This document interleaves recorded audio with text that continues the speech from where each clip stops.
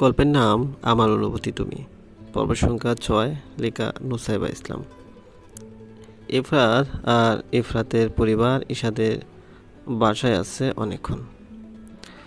ইফরাত, লামিয়া, ঈশা ঘুরতে বের হয়েছে, কারণ বড়রা কথা বলবে সেখানে তাদের অ্যালাউ করে নাই। ঈশাদের বাড়ি এর সামনে বড় একটি বাগান, আর তার কিছু দূর সূর্যদের বাড়ি। সূর্য এর রুম থেকে ঈশাদের বাগান স্পষ্টভাবে দেখা যায়। ইফরাত আর ঈশা আগে আগে হাঁটছে, লামিয়া একটু আস্তে আস্তে হাঁটছে। বেলকনি থেকে সূর্য ইফরাতের সাথে ঈশাকে দেখে রাগের বসে তার পায়ের কাছে থাকা ফুলের টবটা লাথি মারে। এরপর দ্রুত ঈশাদের কাছে যাওয়ার জন্য হাঁটা দেয়। লামিয়া এর মনে কি চলছে তা শুধুমাত্র লামিয়া জানে। লামিয়া কি ভাবছে, কি করবে, তার শুধুই দোয়াশা।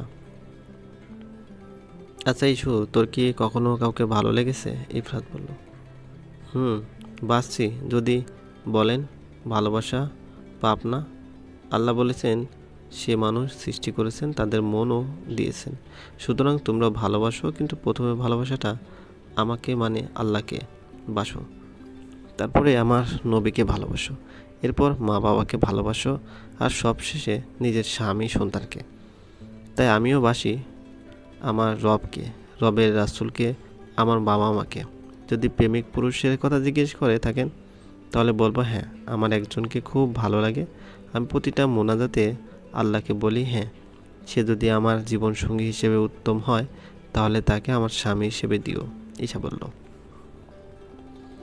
লামিয়া এবং ইফরা খুব মনোযোগ সহকারে ঈশার প্রতিটা কথা শুনল, মুগ্ধ তাকিয়ে আছে তার ঈশার দিকে। এতটুকু পিচ্ছি কিনা এতটাও ভাবে। আমি ভাবি নাই বনু, তুই এত কিছু ভাবস, তোর এই মাথায় এত কিছু জমা আছে, লামিয়া বলল। হ্যাঁ আপু, ভাবি। অনেক কিছুই আমল আর করা হয় না। যাই হোক, এখন বলো তোমার কি হয়েছে? কাল থেকে এমন আজব বিহেভ কেন করছো? ঈশা বলল। আজব বিহেভ মানে?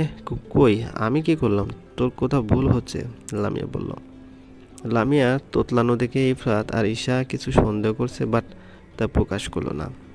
ততক্ষণে সূর্য এখানে উপস্থিত হয়েছে। সূর্যকে দেখে ইফরাত একদম খুশি হলো না। সূর্য হাসি মুখে ইফরাতের দিকে হাত বাড়িয়ে দিয়েছে হ্যান্ডশেক করার জন্য।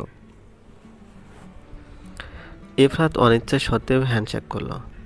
কি ব্যাপার, আজকে সবাই এখনো আসলা? বিশেষ কিছু আছে কি? সূর্য বলল। অনেক বিশেষ কাজে আসা, দেখতে পারবেন।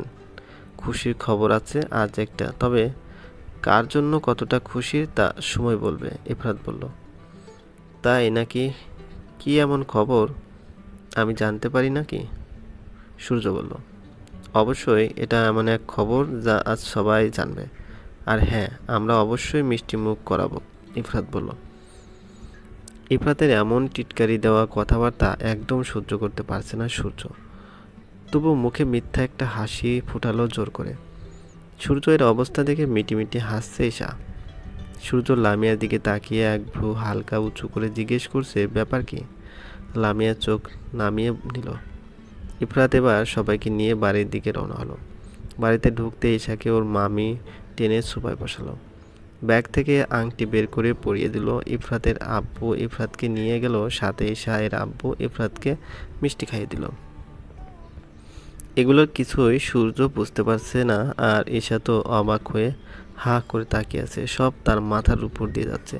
ইফরাত এবার হাতে মিষ্টি নিয়ে সূর্যের কাছে গিয়ে জোর করে সূর্যকে খাইয়ে দিয়ে জড়িয়ে ধরল। আরে ভাই, মিষ্টি মুখ করো, আজ তোমার ছোট বোনের সাথে আমার এঙ্গেজমেন্ট হলো। আমি তোমার দুলাভাই হলাম। এ বাবা, একটা মিষ্টিকে খাইলা? দাঁড়াও, আরও একটা আনছি, ইফরাত বলল। এঙ্গেজমেন্ট মানে? কিসের এঙ্গেজমেন্ট? কার সাথে? কি হচ্ছে বুঝতে পারছি না আমি, সূর্য বলল। ঈশা আর ইফরাতের বিয়ে ঠিক করেছি আমরা। দুই পরিবার আগামী সপ্তাহের শুক্রবার ওদের বিয়ে, আর আজকে এঙ্গেজমেন্ট হলো, রফিক সাহেব বলল। বাবার কথায় ঈশা অবাক হলেও মনে মনে খুশি হয়েছে, কারণ সে ও ইফরাতকে ভালোবেসে ফেলেছে। সূর্য রাগে আর একটা কথা না বাড়িয়ে হন হন করে বাড়ি থেকে বেরিয়ে গেল। ওদের বিয়েতে দুই পরিবার অনেক খুশি। আজ যেন সব খুশি ঈশাদের বাসায় এসে ভিড় করছে। সবথেকে বেশি খুশি রফিক সাহেব।